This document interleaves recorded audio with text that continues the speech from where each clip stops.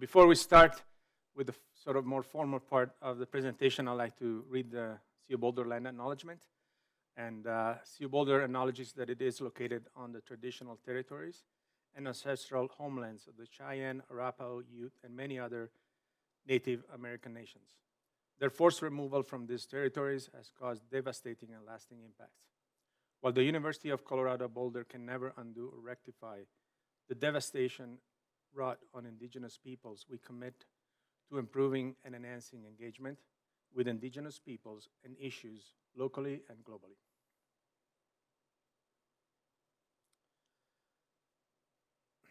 All right, well, this is me. Good morning again. And I'm really thrilled to be here this morning.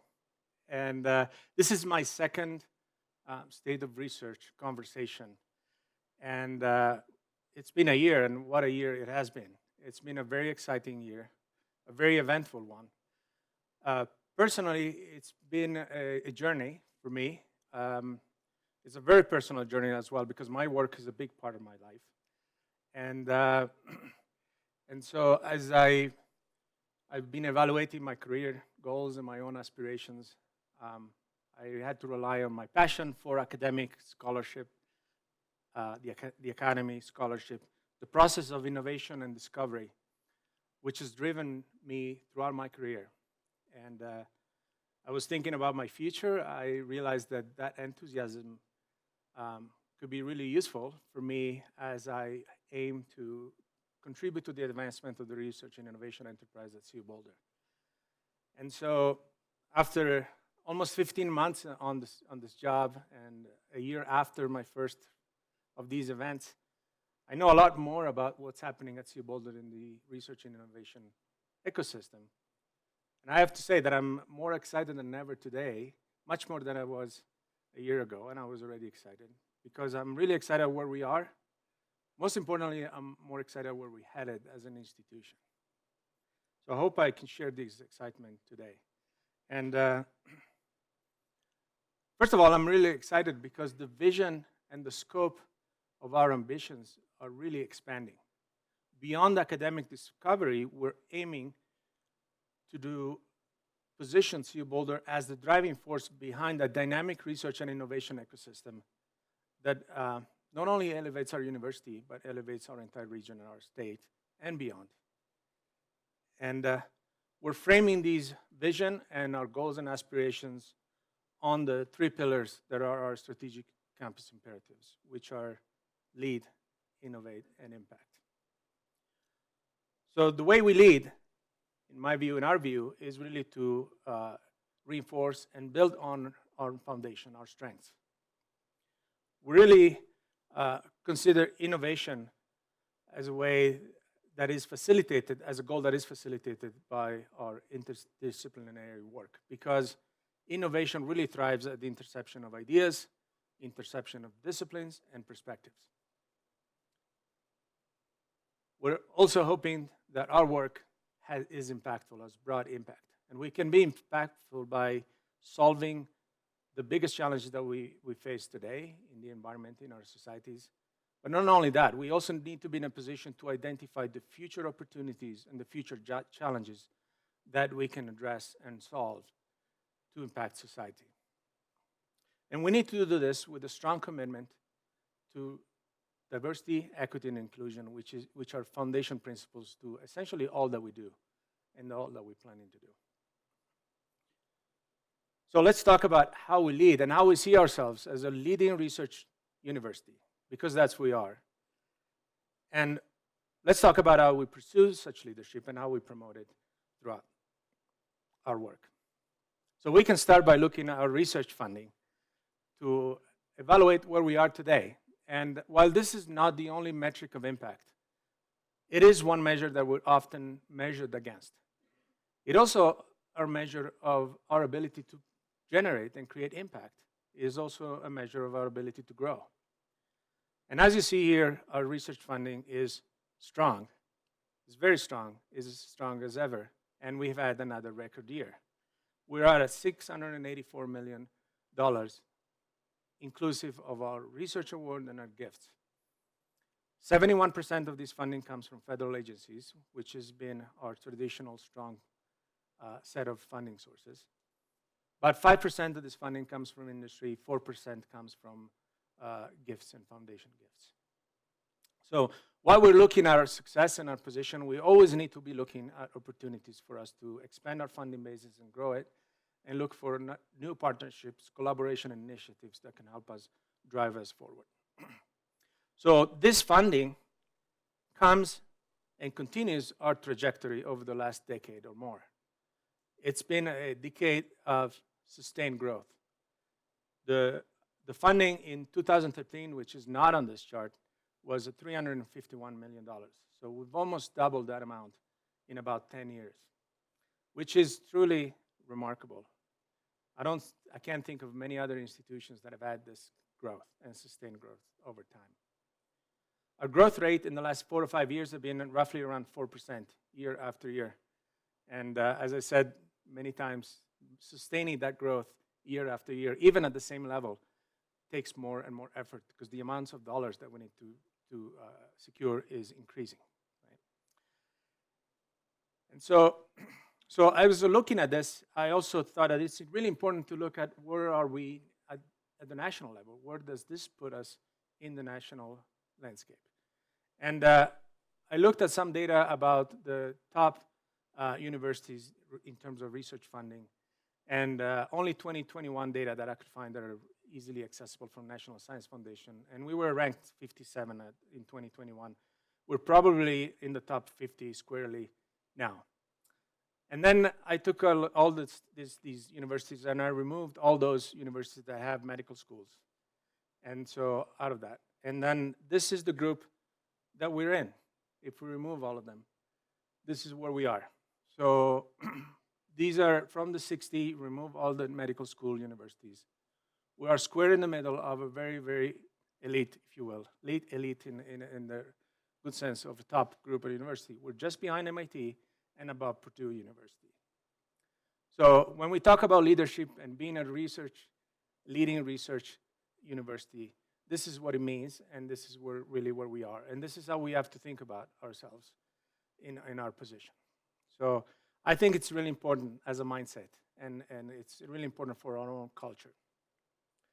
So we're recognized for this. We're classified as R1 university, which is a Carnegie classification of higher education. R1 universities are doctoral universities with a very high research activity. That's the connotation of an R1 university. We've been an R1 for a long time, but we're squarely and firmly in this position. We're also one of the 71 universities that are a member of the Association of American Universities, which sort of combine the leading research universities in the nation. There's 71 of them, 38 of them are public. And the AAU universities shape policy, shape education policies and throughout the nation, science and technology policies and so on. So it's really important being part of this group. And we're squarely in the middle of this group. We're not at the fringe of that group for sure. And I just noted last night how their pillars really match our vision, right?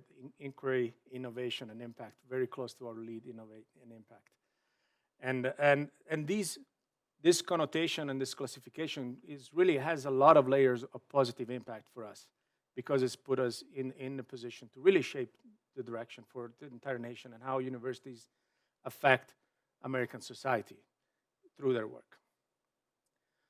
Some of our indicator of our leadership, and this is just a few of them, and it's not an inclusive list, but we are and have been a leading public university recipient of NASA research funding for a number of years to show and indicate our prominence in the aerospace field, but not only that, in earth science, earth observation, and so on. We are a top non-medical school in terms of NIH funding, which shows our strengths in the biosciences, social sciences, and the general and broad field of health and wellness. We are a top-ranked university in the geosciences. That's also a very strong field for our tradition, and we're in the top 3% worldwide in terms of scholarly research citations, meaning our people, other people read our work and consider it as they develop their own fields. So these are just a few of them. And when we say top or leading, means in these areas we're number 1 or 2, depending on the year. So it's not number 20 or so. We're number 1 or number 2. And there's more to this, of course. And it's not just the science and technology. So we're really strong, and our faculty really accomplish a lot in the arts and humanities too. And I really want to make sure that we emphasize this, because the excellence in arts and humanities is very broad. And this is just a list, again, a very short list, non-inclusive list, of the honors and the accomplishments that our faculty in the space, in the arts and humanities, achieve year after year, day after day, in terms of fellowships from the National Endowment of the Humanities and National Endowments of the Arts, the Guggenheim Fellowships, and so on. So this is just indicative of what I like to call it a winning mindset that is really establishing itself on our campus. And I have a busy slide that is busy on purpose.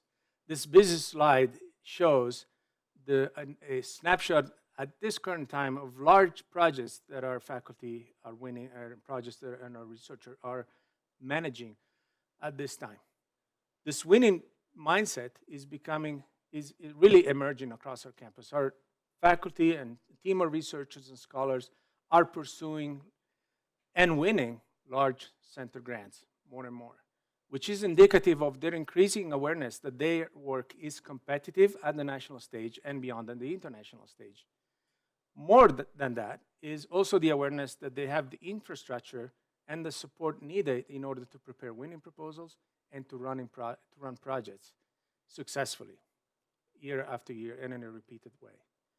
So as I said, this is really important because it's indicative on an emerging culture that is not only within the faculty and researchers, but it is also becoming more pervasive among the staff, among you all that are supporting all of this. So we have developed over time a very broad portfolio of initiatives that can provide support to our faculty, researchers, and staff in terms of securing and pursuing funding opportunities. So we're equipping researchers for awards and collaboration. The research and development team, we have the biweekly RIO bulletin that provides information for funding opportunities, internal competitions, fellowship opportunities, and so on. And that's a great resource of information that comes on a regular basis. The research development team runs a number of events. I believe 2022 was 44 events. This year has been 22 events so far in terms of opportunities for research funding, collaboration opportunities, and envisioning new ideas.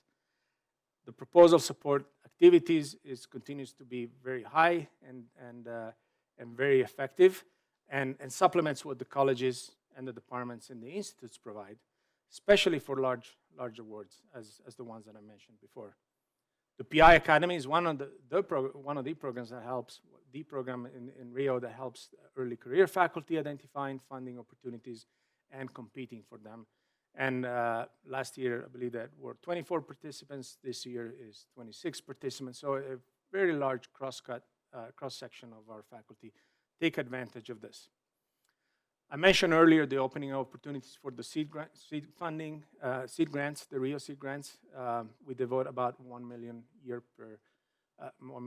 per year. This is, I believe, the 15th year that this program is run. Has awarded more than almost 370 projects from the beginning, and has produced a return, if you're interested in return of investment, of 1 to 4 or 4 to 1 in terms of external funding generated. But more importantly, it has enabled new ideas to be initiated, new collaborations to be established. And we're going to continue this year. Collaboration means internal collaboration, but also external collaboration with external partners, which is also very important for our growth. We're really actively looking at ways in which we can promote new ideas, and we're talking with the College of Engineering primarily.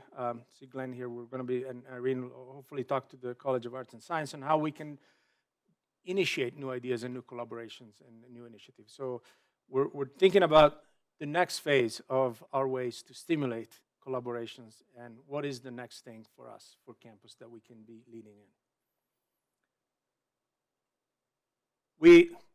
We hope to continue the collaboration and the strength in the arts and science and contribute to the growth in the arts and science and collaboration through collaboration with the Center for the Arts and Humanities, leveraging perhaps some of the institutes, so like the Natural History Museum or the Atlas Institute, that can really provide a convening and an interdisciplinary network that can help the arts and humanities really explore new opportunities. So this year we launched a new dedicated seed grant opportunity for the arts and humanities, where we devoted $100,000 to fund 19 projects. Those were funded in the spring. The projects, I believe, launched in July, and I'm really excited to see where they go. And they support disciplines from music, from art history, to journalism, to music, and theater and dance. So it's a very broad spectrum of projects that have been funded under this initiative, and we will do it again this year. So it was very successful. We traditionally have very strong ties with the national labs here in CU Boulder, and these strong ties are very strong with the regional labs, NREL, NEST, NOAA. But we have a lot more opportunities. There are a lot more labs in this region. There are federal labs. There are more labs across the nation. So last year we had Heis the Bird that came and joined us as the director of a relationship or partnership with the federal labs. And we're exploring opportunities beyond the labs that we traditionally work for, or trying to grow the opportunities for engagement with the labs that we work for, that we could do more. An example of this is Sandia National Lab, and about a month ago we had a very successful Sandia Day that brought together researchers from Sandia, leadership from Sandia, and leadership and the researchers at CU Boulder to see how we can expand our opportunities for work and collaboration. And in the end, opportunities for our students to be engaged in research in collaboration with the national labs. The research development team is initiating or renewing or strengthening effort in identifying opportunities for nominations to prestigious awards and recognitions. The goal there is to really match our faculty and researchers to awards that they can be competitive for. And this can vary from Nobel Prizes to early awards such as Waterman Awards, Blavatnik Award, the Wolf Prize, the Benjamin Franklin Medals, and so on. All of these awards our faculty have won before, but we can do more.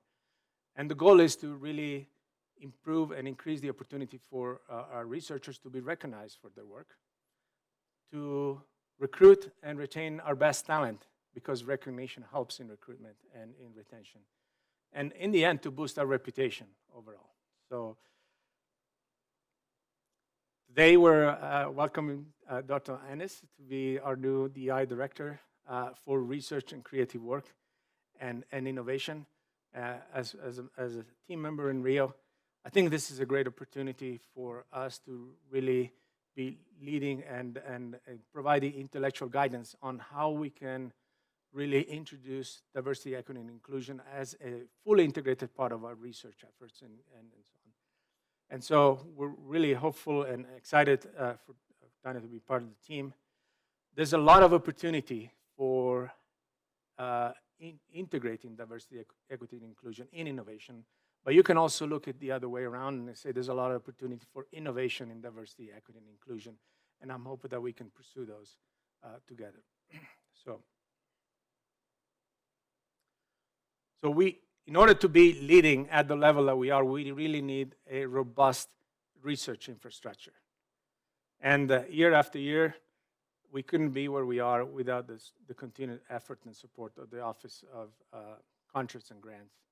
OCG continues to be a customer-focused, service-oriented organization that provides excellent service.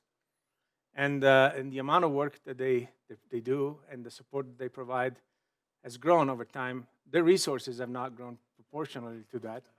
We're aware of it.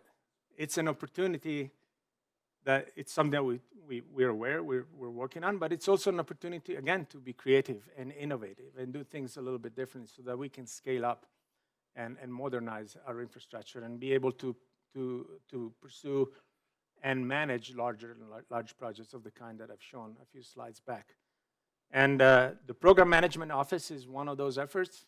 Let me step back just to reference about the amount of work and the volume of work that OCG has done. I believe last year they processed more than 2,400 proposals. The proposal amount was $1.9 billion, so it's enormous. Our hit rate, if you will, or winning rate, is a little less than 3-1, a little better than 3-1. So just as a reference, I was at NREL last week, and they mentioned this. So their funding level is a little higher is about 710 million. Their hit rate is a little more than 2-1. So they're a little less than 50%. So we're not doing that bad, considering that NREL has a lot of directed funding through the Department of Energy. So we're really at that kind of in the ballpark. All of our funding is open and competitive. We don't have a lot of directed funding. So we're efficiently proposing and processing proposals throughout the life cycle. The Program Management Office has been established and growing. It's our efforts to really lead, propose, and manage larger projects of increased complexities, and really a way for us to expand our funding basis beyond what we do. In terms of research infrastructure, we need to have excellent instrumentation, excellent facilities that we can sustain and support throughout time and renew over time. So we're renewing our efforts in core facility and developing models toward the sustainability of that effort. And our core instrumentation, core facilities and instrumentation network is something that we're really committed to, and we're hoping to continue to grow it. Research computing we need advanced computing. A lot of researchers and faculty need advanced computing capabilities. This year, in the spring, the Alpine supercomputer became fully operational, and it's available for our researchers, not just at Boulder, but at Anschutz as well, and across the Front Range. So we're part of a consortium where we're actually leading a consortium of computing. Research computing is supporting research in the cloud now by leveraging Amazon Web Services and Microsoft Azure resources that we provide, or they provide support for. So this is all things that are needed in order to sustain the type of effort and the type of growth that we have experienced.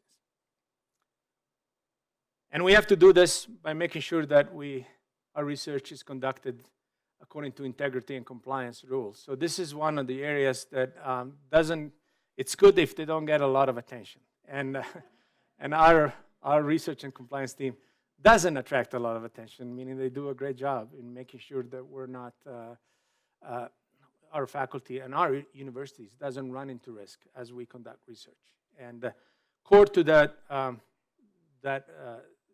function is our ability to collect information, which is done through our DEPA process, which sometimes is unpopular, but is really a way that we can really get the information that we need and be proactive when difficult situations present themselves. So last year we had 90% compliance with the DEPA. The year before was 74, 76. So we're getting better, meaning the communication is better. There's more acceptance to the process, and we're continuing to revise that process, making sure it's as friendly as it can be within the bounds of this really shifting and uncertain landscape in many ways. So our leadership in this space is recognized. John Reuter was just named by Governor Polis a couple of days ago as the chair of the Institute of Cannabis Research Governing Board.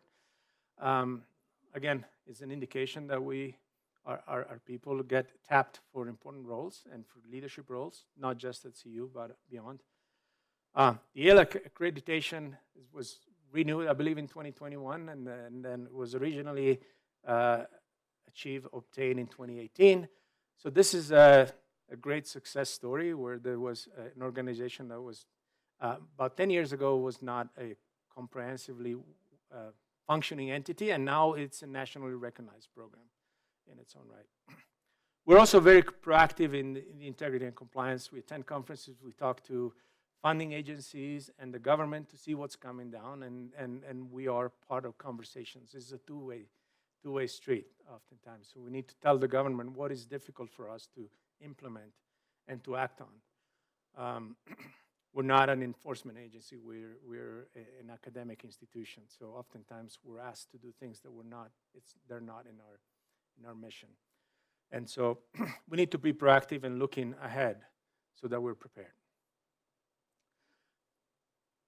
So the core to the mission is really to look at innovation, and we can innovate, as I mentioned before, by focusing on our interdisciplinary efforts and in interdisciplinary work. We've invested in this in the past, and I just mentioned a continuing success story that we have, which is the AB Nexus. AB Nexus continues. It started in 2020.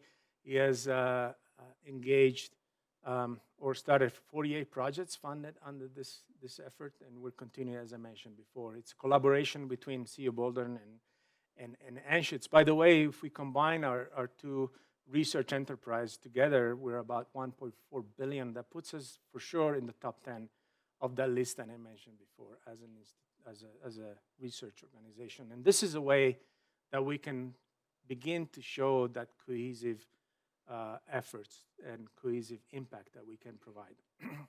As an example of projects that were funded in the spring is a project led by Sidney DeMello here at Boulder. He's in computation, in computer science and neuroscience and psychology, and Patrick Romani, who's in psychiatry at Anschutz. They're looking at the onset of mood disorders in youth that could cause violent outbursts and violent behavior. And they're combining their expertise in neuroscience, psychology, psychiatry, and applied mathematics and artificial intelligence to look for early signs and early indicator of this behavior. So this could lead to a transformative technology that can help their families that are dealing with these complex situations. And this is just one of the examples. There's many more. So at Boulder, we're really perfectly suited for interdisciplinarity because not only we have great colleges, great programs across, but we have the institutes that are sort of transversal to all of them. They have footprints in all of them. They leverage faculty from the colleges. They attract students from the units, and they engage really across disciplines and departments. And not only do they help with the interdisciplinary collaborations in our campus, but they also help with their connections with the national labs, as I mentioned before. So the footprint expands beyond CU Boulder. And there's tremendous opportunities for expanding those connections to industry, which is something we need to leverage more and more of. And just to tell you a little bit what I've been focusing on in the institutes, a few things. We really worked on operations, making sure the institutes run their staff supported by us, and we've been great efforts within Rio to supplement and help some of the operation sides of the institutes. We're really looking at leveraging the institutes for advancement. So I'm hoping that we can help build a team that support the institutes and their advancement in the advancement opportunities and fundraising. The institutes collectively are very engaged and interested in communicating effectively the research that they do. And so the campus is launching a research reputation communications campaign. I'm hoping that the institutes will be a strong component and part of that. I really hope that we can promote collaborations with the colleges, and we've talked about, we talked about colleges and how we can work with the institutes in a very constructive way, because if you look at it in many ways, it's a win-win to have the institutes and the college and such a tight integration between them. And we pursued some very important strategic hires, and a number more than 12 or 15 hires last year across the institutes. And I mentioned Nancy Stevens that just joined to lead the museum is one of them. We recruited Chandra Reynolds from University of Florida, is working in IBG. Her work is looking at the interplay between genes and the environment in the onset of cognitive decay in aging and the onset of Alzheimer's disease. Another highlight that I want to give is Amir Bezadan, who is the first civil engineer who's a fellow of IBS, Institute of Behavioral Sciences, and is looking at the intersection between the built environment and the natural environment, in particular with natural disasters, and how that intersection can be studied through artificial intelligence and machine learning. The national security continues to expand its footprint. We're looking to expanding opportunities in the national security space. They built a team of independent researchers. Now there are 8 independent researchers that are building independent research teams. But we're really looking to support the expansion of the opportunities for collaboration and engagement in national security themes. So we've appointed Mary Turetsky to lead some initiatives on Arctic and national security themes surrounding the Arctic. It's a big topic and a great interest in this area. We're making some progress towards establishing a secure facility for research in the classified and secure space. And NSI is really continuing to be very active in establishing new collaboration. Just last week, they signed a master research agreement with the Applied Physics Lab for closer collaboration in their space. So our interdisciplinarity and collaboration network is not just on campus. So we really are hopefully leading, and we're the funding partner of the our NSF Engines effort, which is an effort across the Front Range that combine all of the research institutions and economic development and venture and accelerators in the Front Range and in Wyoming. So we've established the Colorado-Wyoming Engines. It's focused on climate solutions and community resilience as a topic that we're pursuing.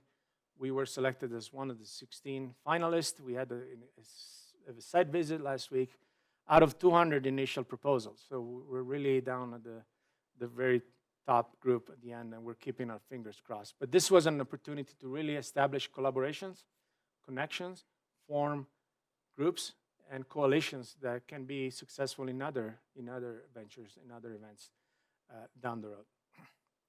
So this is a way that we can really innovate and then impact down the road. The focus here is not just research for the sake of it, is really creating an innovation hub, an innovation ecosystem surrounding these topics in this region. So that is why we need to ensure that we continue to provide impact of our work. Our work needs to be meaningful, relevant, and impactful to society. And we're uniquely positioned here to do so, and we've been for a long time, but we can really leverage what we have around us. We have an incredible ecosystem, entrepreneurial ecosystem. We have a number of industry partners and partners broadly that we can engage with and we can work with to translate our work to them. And as I mentioned, we are one of the region that has the most federal labs outside of the DC area, so we can engage with them. We are being engaged with them. And this is just an example of how thriving the Colorado ecosystem is, and this is quantum, to show that the quantum ecosystem in Colorado is first in the nation in terms of number of startups, educational institutions, and so on. So it's just an index of that piece. So our impact through innovation is incredible, and it can be quantified. It can be quantified in terms of real economic impact to the state and to the nation. It's been quantified by others, not us.